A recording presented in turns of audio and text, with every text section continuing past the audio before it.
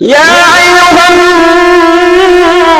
নাস কুলু লা ইলাহা ইল্লাল্লাহ।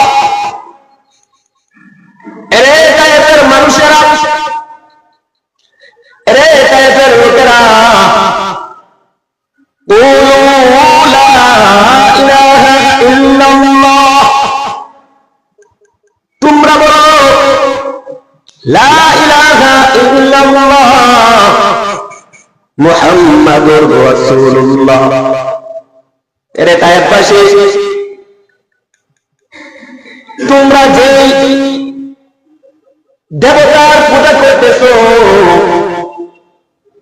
ওই সকল দেবতার পূজা বাদ দিয়ে তোমরা এক আল্লাহর ইবাদত করো, আল্লাহর এক আল্লাহ স্বীকারোক্তি দাও। এই কথা বলার সাথে সাথে তায়েফের মানুষ আল্লাহর প্যারা হাবিবের প্রতি এমন ভাবে